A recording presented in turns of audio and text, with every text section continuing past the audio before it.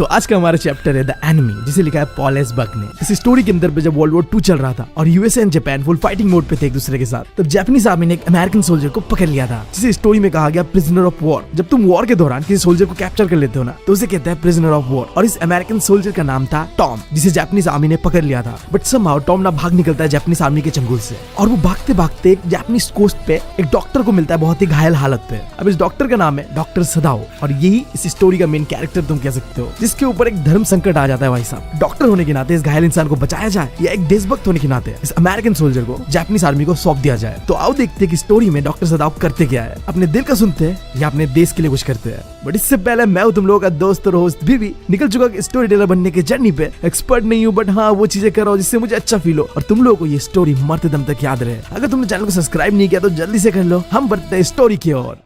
Story start होता है ये दिखाते हुए कि डॉक्टर सदाओ रहता है एक जापानीज कोस्टल आइलैंड पे। उस आइलैंड के चारों ओर पाइन ट्रीज थे और बचपन में इन पाइन ट्रीज पे सदाओ चढ़ा करता था। और छोटे डॉक्टर सदाओ को उनके पापा अक्सर लेके जाया करते थे आसपास के सदर्न आइलैंड्स पे। पर्टिकुलरली एक आइलैंड को दिखाते हुए उनके पापा हमेशा कहते थे कि ये जो आइलैंड है ना, ये हमारे देश का भविष्य होगा। जिसके बाद हमारा छोटा डॉक्टर सदाओ सोचने लगता है और अपने पापा से कहता है कि कहाँ है हमारा भविष्य। उसका पापा कहता है कि मुझे नहीं पता, वो तो डिपेंड करता है कि हम क्या करते हैं। काफी फिलोसॉफिकल बातें चल रहे हैं बाप बेटों में। हमारे बाप के साथ तो ऐसा बात नहीं चला हमारा कभी। खैर, एक चीज जो कॉमन है मेरे बाप और सदाओ के बाप के बीच, कि दोनों ही बहुत ज्यादा स्ट्रिक्ट थे। मजाक वजाक करना तो भूल जाओ भाई साहब। डॉक्टर सदाओ के पापा उनके पढ़ाई को लेकर हमेशा ही सीरियस रहते थे। वो चाहते थे कि सदाओ पढ़ लिखे कुछ बड़ा करे, और सदाओ ऐसा ही करता है। अपने बाप के सपने को पूरा करने के लिए जब सदाओ 22 का होता है तो वो अमेरिका जाता है और वहां जाके वो पढ़ता है सर्जरी एंड मेडिसिन के बारे में। और पूरे 8 साल बाद जब वो 30 का होता है तो अपने देश वापस लौटता है, एक डॉक्टर बन के और साथ ही साथ एक साइंटिस्ट बन के। डॉक्टर सदाओ ने अपने बाप के सपने को पूरा कर दिया था। अब तुम बताओ लॉन्डो, तुम कब कर रहे हो अपने बाप का सपना पूरा? मैंने तो अपने बाप के सपने पे हक दिया यार। अब तुम बताओ, क्या तुम भी हकने वाले हो या पूरा करने वाले हो सपने? खैर, बैक टू द स्टोरी। जब सदाओ वापस लौटता है जापान, वो देखता है कि अमेरिका एंड जापान के बीच चल रहा है सेकंड वर्ल्ड वॉर, और इस वॉर के वजह से जितने भी डॉक्टर्स थे उन्हें भी जाना पड़ता है लड़ाइयों में सोल्जर्स को ट्रीट करने के लिए। बट सदाओ को नहीं भेजा गया था, और इसके पीछे 2 कारण था। पहला तो डॉक्टर सदाओ काम कर रहे थे एक बहुत ही इंपॉर्टेंट साइंटिफिक डिस्कवरी के ऊपर, जिससे घाव को बहुत ही जल्दी हील करा जा सकता है। और दूसरा, एक ओल्ड जनरल था जिसका कभी भी ऑपरेशन होने वाला था, और सदाओ था बेस्ट सर्जन। तो बुढ़ा नहीं चाहता था कि डॉक्टर सदाओ को वॉर पे भेज दूं, और इसी वजह से डॉक्टर सदाओ को वॉर पे नहीं भेजा गया था। देख लो भाई साहब, सब अपने अपने फायदे देखते हैं। पता नहीं मैं कब अपने फायदे देखूंगा यार। लोगों के बारे में सोचते सोचते यार सब अपनी नैया डूब रही है भाई साहब, क्या बताया। अब आगे स्टोरी में डॉक्टर सदाओ के बारे में मैंने जो भी चीजें तुम्हें बताया, डॉक्टर सदाओ का बचपन, कैसे ऊपर लिखे साइंटिस्ट डॉक्टर बनते हैं, ये सारी चीजें डॉक्टर सदाओ अपने घर के बैल्कनी में बैठे बैठे सोच रहे होते हैं। और साथ ही साथ उस बैल्कनी से समुद्र का व्यू दिख रहा होता है, जहाँ पूरा समुद्र कोहरे से, मिस्ट से भरा हुआ था। अब इस बदलते हुए मौसम को देख के डॉक्टर सदाओ अपने बीवी और 2 बच्चों के पास रूम पे जाने वाले थे। बट तभी दरवाजे से निकलती है उसकी बीवी हाना, और यहीं पे शुरू होता है एक बहुत ही छोटा सा रोमांटिक वाला सीन। दोनों एक दूसरे को पकड़ के समुद्र की ओर देख रहे थे और समुद्र का मजा ले रहे थे। अब यहाँ पे ना मैं डॉक्टर सदाओ को देख के थोड़ा जल रहा हूँ यार। मैं एक इंसान जिसने आज तक समुद्र को देखा तक नहीं, और दूसरी तरफ डॉक्टर सदाओ जिसने अपना बचपन भी वही बिताया और अब अपना जवानी और अपने बीवी के साथ भी वही पे रोमांटिक मोमेंट चल रहा है। ये गलत है भाई साहब। फिर अब आगे स्टोरी में बताया जाता है कि डॉक्टर सदाओ अपने बीवी हैना से कैसे मिलती है। तो दोनों का मुलाकात होता है अमेरिका के अंदर, और जब वो मिलते हैं ना, डॉक्टर सदाओ ये चीज पक्का कर लेता है कि ये बंदी जापानीज ही हो, वरना मेरा अब्बा नहीं मानेगा। डॉक्टर सदाओ का किस्मत अच्छा था, उसकी बंदी जापानीज ही होती है और उसका अब्बा मान भी जाता है। बट वो शादी अमेरिका में नहीं करते, वो जापान आते हैं, अपने बाप से परमिशन लेते हैं एंड देन पूरा जापानीज तौर तरीके से शादी करते हैं। कहा जिंदगी में जब मैं कभी शादी करूँ तो मेरा शादी भी इतनी स्मूथली हो जाए भाई साहब। घर वालों का ये चोचला मुझे नहीं चाहिए यार, मतलब फट जाती है। खैर, अब स्टोरी में डॉक्टर सदाओ बताता है कि वो मिला हाना से पहली बार प्रोफेसर हार्ली के घर में। अब ये प्रोफेसर हार्ली ना अपने स्टूडेंट्स को अपने घर पे इनवाइट करता था खाने पीने को, बट डॉक्टर सदाओ को इनके घर में जाना बिल्कुल पसंद नहीं था। एक तो उनका घर बहुत छोटा था, खाना बकवास था, और प्रोफेसर हार्ली की बीबी वो तो एक नंबर की बातूनी औरत थी। जो इकलौता चीज डॉक्टर सदाओ को प्रोफेसर के घर में पसंद आया था वो था हाना। पहले ही नजर पे प्यार होता है, शादी होता है, 2 बच्चे का बाप माँ बनते हैं, और बैक टू प्रेजेंट उन हसीन दिनों के बारे में सोचते हुए दोनों एक दूसरे के बाहों में समुद्र का मजा ले रहे होते हैं। पर तभी उन दोनों के सामने उस काले धुंध से एक छाया बाहर निकलते हुए देखता है। वो देखते हैं कि एक इंसान उस काले धुंध से रेंगते हुए समुद्र के लहरों से लड़ते हुए किनारे पे आ रहा है। डॉक्टर सदाओ को लगता है कि शायद ये कोई मछुआरा होगा, जिसे देखने के लिए दोनों कपल दौड़े दौड़े उसके पास जाते हैं। दोनों देखते हैं कि वो इंसान बुरी तरीके से घायल है और वो जमीन पे पड़ा हुआ है। डॉक्टर सदाओ ने उस घायल इंसान को पलटा, और जब चेहरा देखा ना, दोनों के दोनों डर गए। उनके सामने था एक गोरा इंसान जिसके लंबे लंबे येलो दाढ़ी था और वो बुरी तरीके से घायल था। उसके कमर के नीचे ऐसा लग रहा था कि किसी ने गोली मारा है, जिससे खून बह जा रहा था। बहते हुए खून को रोकने के लिए डॉक्टर सदाओ ने उस घायल इंसान की घाव पे कुछ जड़ी बूटी डाल दिया जिससे कि खून थोड़ी देर के लिए सही रुक जाए। एंड इसके बाद डॉक्टर सदाव देखता है कि बगल में एक टोपी पड़ा हुआ है जो कि उसी घायल इंसान का है। और जब उस टोपी को उठा के देखते हैं तो वहाँ पे लिखा हुआ था यूएस नेवी, जिससे अब दोनों को पता चल चुका था कि ये अमेरिकन नेवी से है, जो कि प्रिजनर ऑफ वॉर है। मतलब ये इंसान एक अमेरिकन सोल्जर है जो जापानीज आर्मी के हाथ से भागा हुआ है। उन दोनों को समझ आता है कि ये घायल इंसान हमारे देश का दुश्मन है।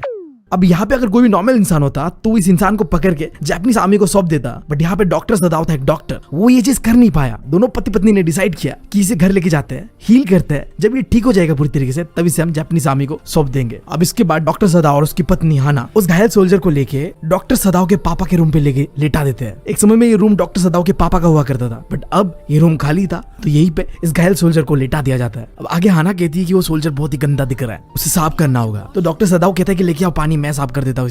हाना कहती है नहीं, नौकर से साफ करवाते हैं। इसके बाद डॉक्टर सदाव उस घायल अमेरिकन सोल्जर को चेक करता है। वो सोल्जर लगभग 25 साल से भी कम का होगा, बट इस समय उसका कंडीशन बहुत ही बुरा है। वो जैसे तैसे सर्वाइव कर रहा है, बट अगर ऑपरेशन ना करा गया तो बहुत ही जल्द मर जाएगा। तो हाना कहती है कि अगर वो ऑपरेशन करते हुए मर गया तो डॉक्टर सदाव कहता है हमें कुछ तो करना ही होगा, ऐसे हम उसे छोड़ नहीं सकते मरने के लिए, बट उससे पहले इसे क्लीन करना होगा। ये कह के डॉक्टर सदाव रूम से निकल जाता है और उसके पीछे पीछे हाना भी निकल जाती है, क्योंकि हाना उस व्हाइट इंसान के साथ एक सेकंड भी अकेले अकेले रहना नहीं चाहती थी। अमेरिका छोड़ने के बाद हाना पहली बार किसी व्हाइट मैन से मिल रही थी, और जिस इंसान से वो मिल रही थी वो उनका देश का एनिमी था। अब हाना सीधा किचन पे जाती है और अपने 2 सर्वेंट, एक नैनी और एक ओल्ड गार्डनर को बताती है कि समुद्र के किनारे उन्हें एक व्हाइट मैन मिला जो कि एक अमेरिकन सोल्जर है जो बुरी तरीके से घायल है, और अब डॉक्टर सदाव उनका ऑपरेशन करने वाले हैं, जिसके लिए हाना उनके बच्चों का देखभाल करने वाली नैनी जिसका नाम यूमी है उसे कहती है कि गर्म पानी करो और उस व्हाइट मैन को क्लीन करो। बट हाना का ये सब बातें सुन के वो जो ओल्ड गार्डनर था ना वो बिल्कुल घबरा जाता है। वो कहता है कि मास्टर को उस व्हाइट मैन को बचाना नहीं चाहिए। अब ये ओल्ड गार्डनर ना एक गावलिया इंसान था जो उल्टी सीधी बातें करता है कि जिस इंसान को गोली लगा है, समुद्र ने चोट पहुंचा है, उससे अगर डॉक्टर सदाव बचाते हैं ना तो इससे घर में बैड लक आएगा। जिसे सुन के हाना अंदर ही अंदर डरती तो है, बट वो उस इंसान की तरह सुपरस्टिशियस नहीं होती है। वो ऐसे अंधविश्वासों पे बिलीव नहीं करती है। वो सीधा सीधा यूमी को कहती है गर्म पानी करो और मेरे साथ चलो उस व्हाइट मैन को क्लीन करने। जिसके बाद हाना उस रूम पे वापस आती है जिस रूम पे व्हाइट मैन सोया हुआ था। उनकी नैनी यूमी भी वापस आती है गर्म पानी लेके, बट उस व्हाइट मैन को देख के यूमी कहती है कि मैंने आज तक किसी व्हाइट मैन को क्लीन नहीं किया और ना ही मैं इसे करूंगा। हाना दम देते हुए कहती है कि तुम्हें करना ही होगा क्योंकि मैं कह रहा हूँ करने के लिए, बट नैनी यूमी सीधा सीधा मना कर देती है। अब इसके आगे हाना कुछ ज्यादा बोल नहीं सकती है। अगर वो यूमी को जबरदस्ती करेगी ज्यादा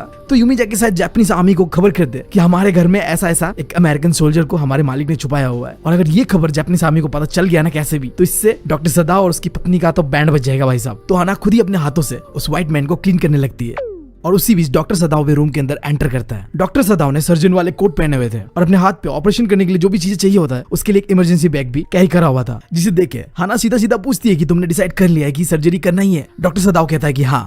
अब इसके बाद डॉक्टर सदाव फुल अपने सर्जेंट वाले मोड पे आ जाता है। अब वो हाना का पति नहीं था, सीधा सीधा ऑर्डर देता वो हाना को। सबसे पहले तो डॉक्टर सदाव ने हाना से कहा कि एक टॉवल लेके आओ, एंड देन उस घायल सोल्जर को पीठ के बल लेटाने में उसकी मदद करने को कहा, और हाना भी जैसे जैसे डॉक्टर सदाव कह रहे थे एग्जैक्टली वैसे कर रही थी। फिर डॉक्टर सदाव हाना से पूछती है कि यूमी ने इसे क्लीन नहीं करा। हाना कहती है कि नहीं उसने नहीं करा, मैंने खुद से करा, जिस बात पे डॉक्टर सदाव रिएक्ट नहीं करता है। अब वो कंप्लीटली अपने काम पे खो गया था। भाई साहब इसकी जगह अगर मैं होता ना मैं तो ऐसा नहीं करता। बी ऑनेस्ट, मैं बहुत ज्यादा पॉजिटिव आदमी हूँ भाई साहब। मैं अपने बंदी को किसी गैर मर्द को धुलाने नहीं दे सकता भाई साहब। नहीं यार, मेरी गान जल जाएगी भाई साहब। अपने बंदी को ये सब करने नहीं दूंगा मैं। नहीं भाई, मैं पागल वाला पॉजिटिव इंसान हूँ। कैसा बंदा है यार ये, इतना प्रोफेशन पे घुस गया अपना। खैर मेरे दिमाग में गंदे गंदे ख्याल आ रहे हैं जिसके बारे में बात नहीं करते हैं। Back to the story. अब डॉक्टर सदाव अपनी बीवी से एक आखिरी चीज कहता है कि तुम्हें ना इसे जरूरत पड़े तो एनेस्थीसिया देना होगा। हाना कहती है कि बट मैंने तो आज तक कभी एनेस्थीसिया दिया ही नहीं। डॉक्टर सदाव कहता है कि आसान है, तुम कर लोगे।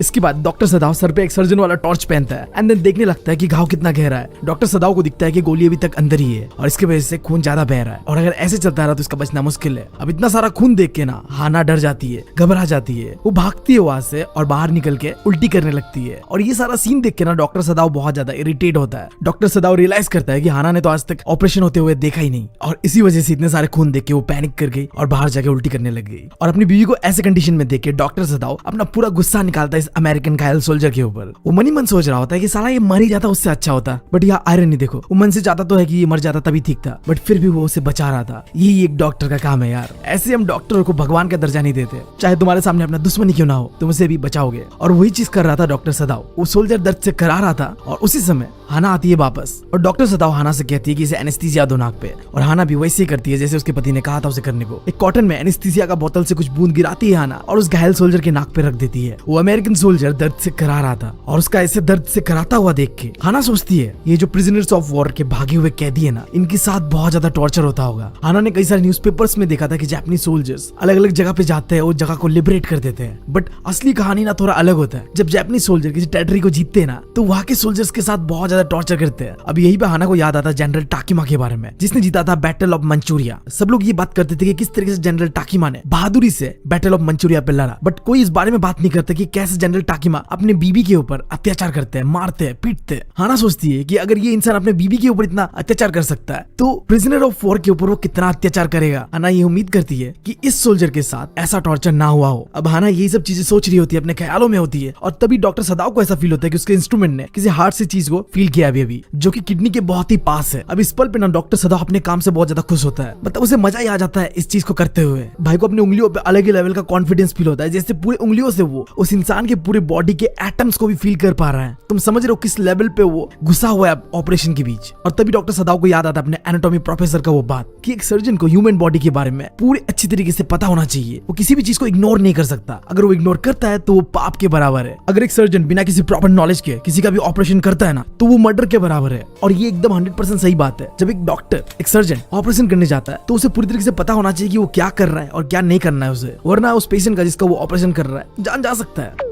खैर डॉक्टर सदाओ का ना एक बीमारी था, तुम कह लो आदत था। जब भी वो ऑपरेशन कर रहा होता है ना किसी भी पेशेंट का, तो उसके साथ बातें करने लगता है, गुनगुनाने लगता है, और अक्सर वो बातों बातों में उस पेशेंट को माय फ्रेंड कहता है। और अब इस अमेरिकन सोल्जर को भी वो माय फ्रेंड कहता है, जबकि वो उसका एनिमी है। डॉक्टर सदाओ कहता है कि माय फ्रेंड, गोली बस तुम्हारी किडनी को लगते लगते बच गया। एक सेकंड के लिए डॉक्टर सदाओ भूल जाता है कि ये उसका दुश्मन है और वो अपने मुंह से इसे माय फ्रेंड कहता है। थोड़ी देर में ऑपरेशन कंप्लीट होता है और उस अमेरिकन सोल्जर को बचा लिया जाता है। डॉक्टर सदाओ उसका पल्स चेक करता है जो कि काफी वीक था, बट अभी भी उम्मीद था कि वो ठीक हो जाएगा बहुत ही जल्द। बट डॉक्टर सदाओ अंदर से नहीं चाहता था कि वो जिंदा बचे, बट एज अ डॉक्टर वो अपने काम से मजबूर था और उसे बचा ही देता है। वो हाना को कहता है कि अब एनेस्थीसिया बंद कर दो और एक इंजेक्शन लेके उसके हाथ पे दे देता है और कहता है कि ये इंसान बच जाएगा।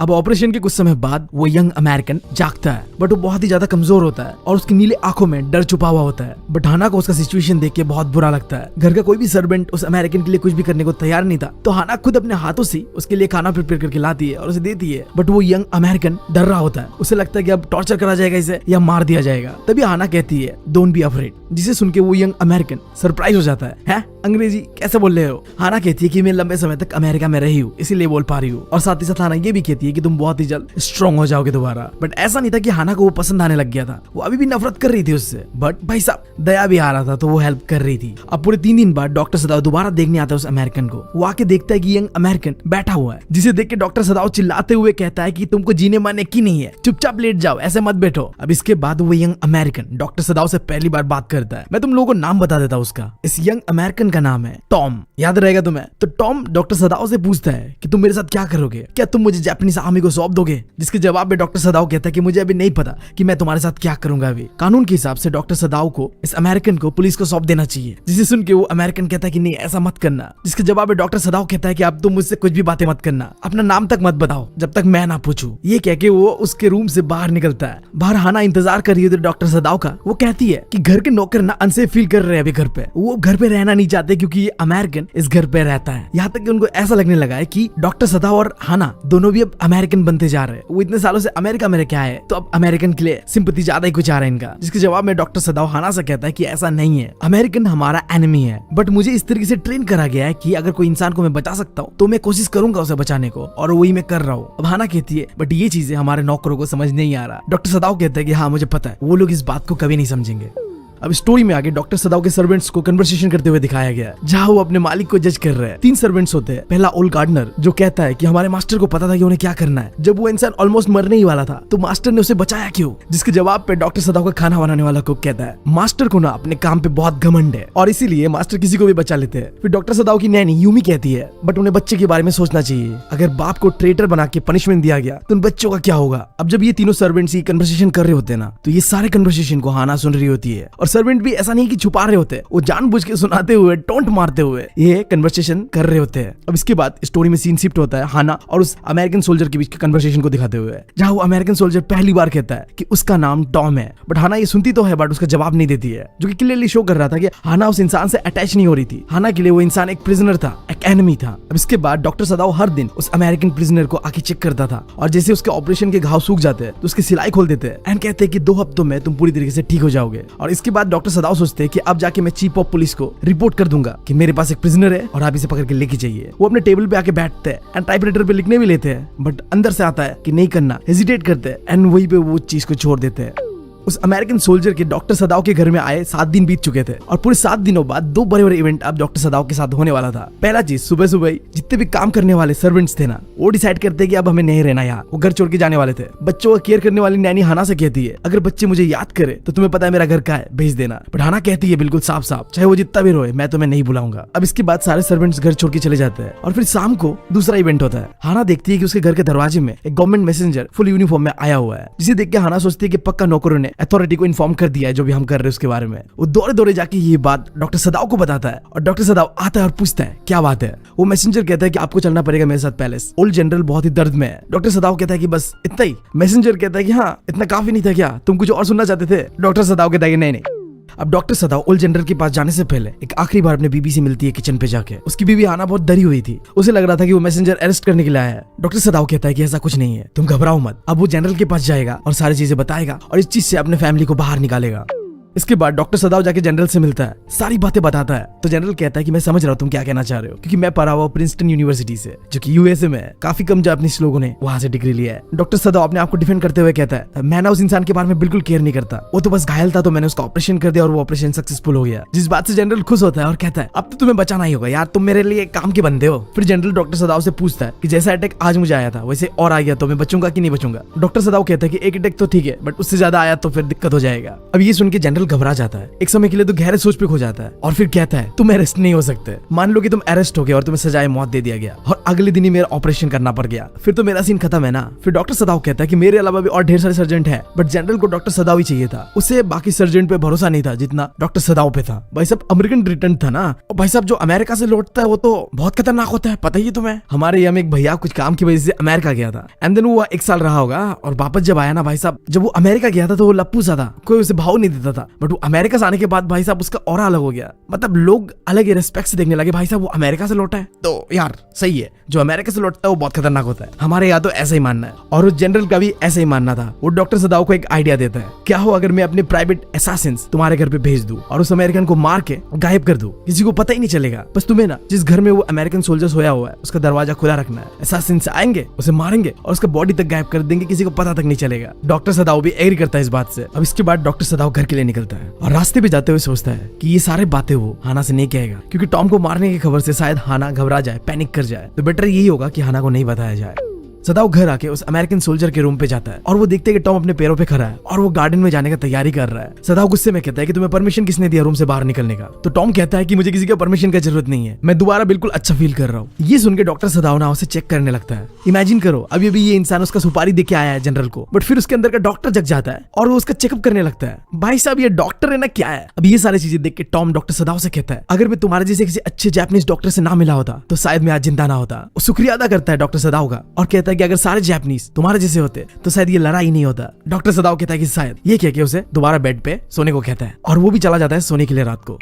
अब उस रात ना सदाओ को नींद नहीं आता है, उसे बार बार ऐसा फील होता है कि किसी का चलने का आहट आ रहा है घर पे। लाइक उसने असैसिन्स मंगवाया था ना, तो उसे ऐसा लगता है कि शायद वो असैसिन्स घर पे आए हुए और टॉम को मारने वाले। फिर अगले दिन सुबह होता है और वो टॉम को जाके देखता है, जो कि अपने बेड पे लेटा हुआ था। टॉम को ऐसे सोते हुए देख के डॉक्टर सदाओ ने दरवाजा बंद कर दिया और बाहर निकल के हाना को कहता है कि वो सो रहा है और शायद वो पूरी तरीके से ठीक हो चुका है। हाना पूछती है कि अब हम उसके साथ क्या करेंगे। डॉक्टर सदाओ कहता है कि 1-2 दिन में देखते क्या कर सकते हैं। और फिर आता है सेकंड नाइट, हल्का हल्का बारिश हो रहा होता है, हवाएं आ रही होती है। हाना उठती है और डॉक्टर सदाओ से पूछती है क्या टॉम के रूम का दरवाजा बंद कर दूं मैं जाके? डॉक्टर सदाव कहता है कि जरूरत नहीं है, ऐसे खुले रहने दो, क्योंकि तुम्हें पता है डॉक्टर सदाव जनरल के साथ जाके टॉम का फील्डिंग सेट करके आया हुआ है। और दरवाजा अगर बंद हो गया तो असैसिन्स अंदर कैसे आएंगे? फिर सुबह होता है, वो जाके टॉम के रूम पे देखता है कि वो बंदा अभी तक यही है, जिसका मतलब था कि जनरल के भेजे हुए लोग आज भी नहीं आए थे। फिर आता है थर्ड नाइट। उस रात को टॉम के रूम से कोई शोर सुनाई दिया। हना जग जाती है। एन कहती है कि मैं उसके रूम पे जाके देखती हूँ क्या हुआ है, बट डॉक्टर सदाव हना को रोकती है कि नहीं जाना तुम्हें। हना कहती है कि तुम्हें क्या हुआ, तुम ऐसे वियर्ड तरीके से बिहेव क्यों कर रहे हो? बट डॉक्टर सदाव एक ही बात कहता है, तुम्हें वहां जाने की जरूरत नहीं है, चुपचाप अपने बिस्तर पे लेट जाओ। सुबह होता है, डॉक्टर सदाव टॉम के रूम पे जाता है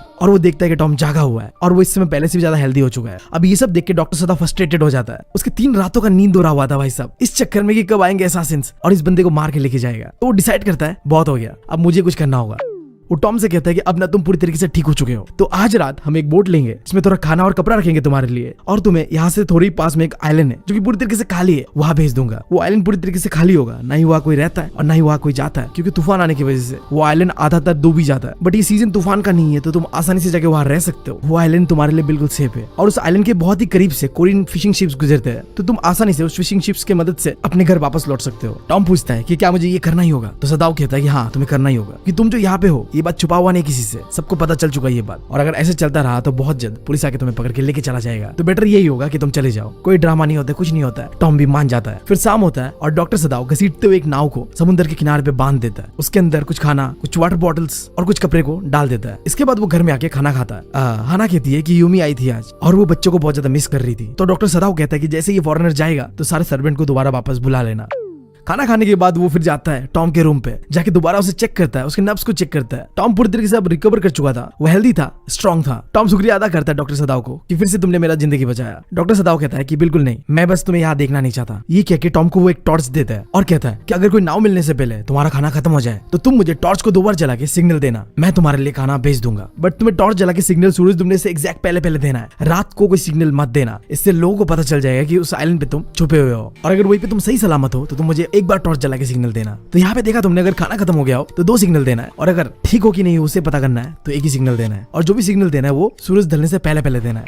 और इसके बाद डॉक्टर सदाव टॉम को ये भी कहता है कि तुम्हें वहां पे ताजी मछलियां पकड़ना होगा और वही खाना होगा, और तुम आग नहीं जला सकते क्योंकि उससे धुआं निकलेगा और फिर लोगों को पता चल जाएगा कि उस आइलैंड पे कोई तो है। ये सब सुन के टॉम कहता है ठीक है, तुमने जो भी कहा मैंने पूरी तरीके से समझ लिया। आखिरी अलविदा करने से पहले डॉक्टर सदाव ने टॉम को किमोनो पहनाया और उसे बोट से उस रात रवाना कर दिया उस आइलैंड के लिए। और 4th नाइट को वो बहुत ही चैन का नींद सोता है। इससे पहले 3 रात तो वो सो नहीं पा रहा था, बट इस रात को उसे किसी चीज का डर नहीं था, तो वो चैन का नींद लेता है। अब ऐसे कुछ दिन बीतते हैं और एक दिन वही मैसेंजर दोबारा डॉक्टर सदाव के पास वापस आता है और उसे जनरल के पैलेस पे लेके जाता है और जनरल का ऑपरेशन स्टार्ट होता है। ये ऑपरेशन पूरे 12 घंटे तक चलता है और इस बीच कोई नहीं कह सकता था कि जनरल बचेगा या नहीं बचेगा, बट फाइनली 12 घंटे बाद ऑपरेशन कंप्लीट होता है और जनरल बच जाता है और वो खाना मांगता है। डॉक्टर सदाव ने जनरल का गोल्ड ब्लैडर का ऑपरेशन करा था क्योंकि जनरल का गोल्ड ब्लैडर बिल्कुल खराब हो चुका था, तो डॉक्टर सदाव ने ऑपरेशन करके गोल्ड ब्लैडर को काट के फेंक दिया। ऑपरेशन कंप्लीट होने के बाद डॉक्टर सदाव ने जनरल को बताया कि वो प्रिजनर भाग गया है। जनरल कहता है क्या वो भाग गया? एक ही हफ्ते पहले तो उसका ऑपरेशन हुआ था। डॉक्टर सदाव कहता है कि हाँ सर भाग गया वो। अब जनरल को याद आता है कि उसने वादा किया था डॉक्टर सदाव से कि वो असैसिन्स भेजेगा उस प्रिजनर को मारने के लिए, बट बीमारी के चक्कर में वो ये चीज भूल गया था। अब जनरल को ये लग रहा था कि वो जो प्रिजनर भाग गया उसका जिम्मेदार सिर्फ और सिर्फ जनरल है क्योंकि उसने असैसिन्स टाइम पे नहीं भेजा। तो वो अपनी गलतियों को छुपाने के लिए ये जस्टिफिकेशन देता है कि मैं तो बीमार था, वरना मैं तो बहुत बड़ा देशभक्त हूँ, मैं अपना ड्यूटी प्रॉपर्ली निभाता हूँ। अगर कहीं से ये बात बाहर आ गया कि मेरे वजह से कोई प्रिजनर भाग गया है तो तुम तो समझोगे ना, मेरा साथ दोगे ना। अब यहाँ पे डॉक्टर सदाव को समझ आ जाता है कि जनरल अब मेरे काबू पे है। इस बंदे को लग रहा है कि इसी का गलती था, तो अब ये कुछ तो करेगा नहीं मुझे। तो वो जनरल के हाँ में हामी भरता है और कहता है कि नहीं, मैं समझ रहा हूँ आप क्या कहना चाह रहे हो और मैं आपके लिए लॉयल हूँ, मैं किसी को नहीं बताऊंगा ये बात है। जिस बात पे जनरल कहता है कि तुम अच्छे आदमी हो, तुम्हें इनाम दिया जाएगा। बट डॉक्टर सदाव को तो उस रात ही उसका इनाम मिल चुका था। रात को कोई भी टॉर्च का सिग्नल नहीं आता है, जिसका एक ही मतलब था, टॉम को कोई कोरियन फिशिंग शिप मिल चुका है जिसमें वो बैठ के अपने घर के लिए निकल भी चुका है, क्योंकि डॉक्टर सदाव ने अच्छी तरीके से इंस्ट्रक्ट किया था टॉम को कि तुम्हें कोरियन शिप पे बैठ के चले जाना है और जब तक वो ना आए मुझे टॉर्च सिग्नल देते रहना है। बट उस शाम को कोई भी सिग्नल नहीं आया था, तो इसका तो यही मतलब था कि टॉम सेफली निकल चुका था आइलैंड से, और यही डॉक्टर सदाव का इनाम था। क्योंकि अब उसे किसी चीज का टेंशन नहीं है कि कोई पुलिस आके उसे पकड़ के लेके जाएगा, क्योंकि उसने किसी अमेरिकन को मदद किया है, वो देश के लिए गद्दार है। नहीं भाई साहब, अब तो दिक्कत ही नहीं है। वो अपने बैल्कनी में बैठ के चैन की सांसें लेता है और समुद्र को देखता है जहाँ से वो अमेरिकन आया था, और याद करता है उन दिनों को जब वो अमेरिका में रहा करता था। वो याद करता है अपने प्रोफेसर को जो कि बहुत बड़ा गांडू था, और वो याद करता है उसकी पत्नी को भी जो कि बहुत ही ज्यादा बातूनी था, और वो याद करता है अपने एनाटॉमी प्रोफेसर को भी जिसने उसे ढंग से नाइफ पकड़ना सिखाया था। और आखिर में वो याद करती है अपने मकान मालकिन को। जब डॉक्टर सदाओ पहली बार अमेरिका में गया था ना, तो उसे घर पे कोई घर ही नहीं दे रहा था क्योंकि वो एक जापानीज आदमी था। बट फाइनली एक बूढ़ी सी औरत ने उसके घर पे डॉक्टर सदाओ को रेंट पे रहने को दिया। बट डॉक्टर सदाओ को बूढ़ी औरत बिल्कुल पसंद नहीं थी क्योंकि वो गरीब थी, गंदी थी और अनएजुकेटेड थी। बट फिर भी जब डॉक्टर सदाओ को इन्फ्लुएंजा हुआ था तो उस औरत ने उसका टेक केयर किया था, यानी कि ध्यान रखा था। बट डॉक्टर सदाओ ने उसे थैंक यू नहीं करा था। ये चीज शो कर रहा है कि जापानीज लोग ना थोड़ा रेडिकल होते हैं, और ये बात सही भी है, मैं बता रहा हूँ तुम्हें। वो लोग बहुत अपने आप पे रहते हैं, अपने आप को महान सोचते हैं। एज इंडियन मुझे जापान जाना, जापान का कल्चर काफी कूल लगता है, बट वो हमें एक गंदे नाली का कीड़ा से ज्यादा और कुछ नहीं समझते। और चीज का मुझे बुरा भी लगता है थोड़ा। पहले मुझे जापान का कल्चर बहुत कूल लगता था, बट मैंने धीरे धीरे पढ़ा और समझा कि वो लोग हमारे बारे में क्या सोचते हैं, और सुन के मुझे बहुत दुख